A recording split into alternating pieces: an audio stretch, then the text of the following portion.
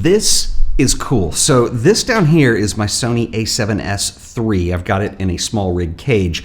Up on the top is the brand new Sony Xperia PRO. I have covered several Xperia phones on this show, the most recent being the Sony Xperia 1 Mark II. This is a phone, but it's very different. This is a smartphone that's capable of 5G. It also has an HDMI input on it. So what I can do is I can take a signal from the camera, I can feed that into the phone. The HDMI signal will support up to 4K at 60p, and you're able to do a lot with that. So I'm gonna give you some use cases, and I'm gonna show you why this is probably the most unusual smartphone I have ever seen. This is going to take things to a whole new level in terms of content creation and what you're able to do. But first, let's break down the phone and let's talk about the Xperia PRO. I did a review on the Xperia 1 Mark II when that came out a few months ago. In fact, that was one of my favorite phones of 2020. The other two being the iPhone 12 Pro Max as well as the Samsung Note 20 Ultra. Xperia 1 Mark II was a really unique smartphone, and my favorite feature of it was the cameras. I think it had the best lenses and the best autofocus system of any of the cameras, and they introduced RAW support, so you get a lot with the Xperia 1 II. So the Sony Xperia PRO is going to bring a lot of features and functionality of the Xperia 1 Mark II over. In fact, on the surface, they look very similar. You're going to see that it has the same camera system in it, has all the same specs. There's a few differences. The first one you're going to notice is on the outside. It's almost like it's built into a case. This is a more heavy-duty phone, and we're going to get into why, because if you're going to be pairing this up with cameras and using it in the field for production purposes, you're going to want something a little more rugged. Another addition to Xperia PRO is we now have a button that is dedicated to being a custom app launcher. So if you're in the field, you don't want to dig through the touch interface and find things, you can assign that to something. So if I just want to pull up the network visualizer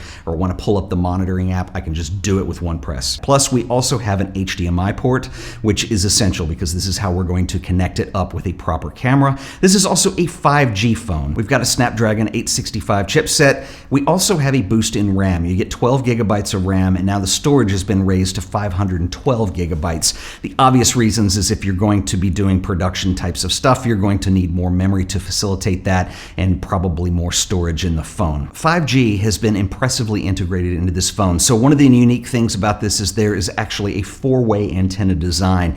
In addition to that, we also have an app that runs native in the phone called Network Visualizer. And when you open this up, this is going to give you a visualization of how the antennas are receiving throughput. It gives you sort of a histogram, if you will. If you're concerned about your signal strength or your reception at all, you can open up the visualizer and actually see it. And then obviously, if you're in an area that doesn't support 5G, the phone will default back to 4G signal. And anyway, if you've ever been in a remote area and you're trying to get something uploaded and you're doing a lot of this or going to the back of the room, well, you don't have to anymore. You can actually see where the signal's coming from, which is a really nice addition. Let's talk for a second about context and Xperia PRO and why I think that this is such a game-changing device for a phone. So when you look at the last 10 years or so, mobile technology has changed the way that we not only consume content, but the way that we create content. So for instance, from a consumption level, we can watch YouTube, we can watch Netflix, we can do it from our phone, we can do it while traveling, we can do it on the go because we have connectivity and a really good screen and the processing power to make that all happen. It's also changed the way that we create content. And people who don't really consider themselves content creators probably are.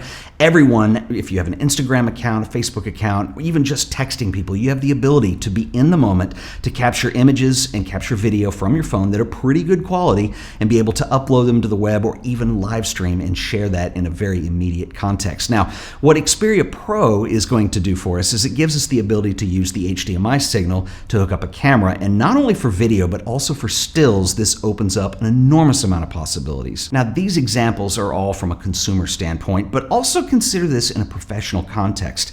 If you're a photographer who shoots sports, for instance, when you have the game-winning shot and you work for a media outlet and it has to be on the website in a matter of seconds, there has to be a way for that to happen. And right now there's devices, there's boxes you can do, but the integration into something as simple and as compact and small as a phone with 5G connectivity is a big game changer. A few weeks ago, there was an article on Petapixel pixel, where someone had spotted someone using a gimbal and an A7R IV shooting a football game. This was really interesting because it gives you a different camera angle, a different style, and a different way of producing what the game looks like. And if you've ever watched an NFL game, you realize that those are very highly produced events. And this gives you another tool to get something out of that, another flavor that you can see. And so combining that now with a device like this, once again, it's small, it's relatively affordable considering the devices that we have available currently for something like this that don't even support 5G.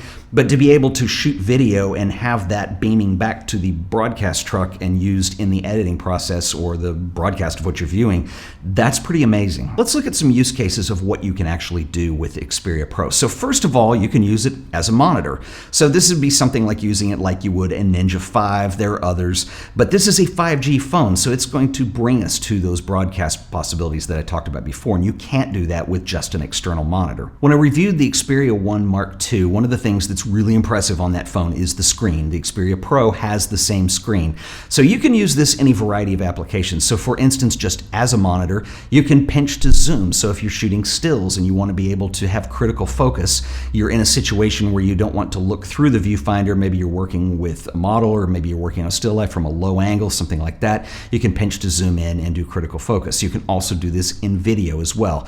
And so it works great as a monitor, but because we have 5G connectivity, there's a number of things that we can do in both stills and video from this standpoint as well. And you can also be connected to the phone via USB-C for tethering applications. Last year I did a video on the Sony A7s II, specifically on connecting that via Ethernet to an FTP server and what you can do in studio to do that. Now, one of the downsides with the Sony A9 is it does stills only. So I can be in the studio, I can be shooting stills. It's essentially tethering over to Lightroom or whatever application I want it to be tethering to, because it's able to just push those functionalities via FTP. So one of the things that's really cool about this is this gives you a remote application. Let's say that you're, back to that sports example, you're shooting stills of a game and that game-winning shot or game-winning goal has to be up on the internet. What you can do is you can actually set up FTP as you're shooting to be uploading those individually. Now, if you don't have any way of doing that in the field, there are some devices that have been available for this, but be able to do this with your phone,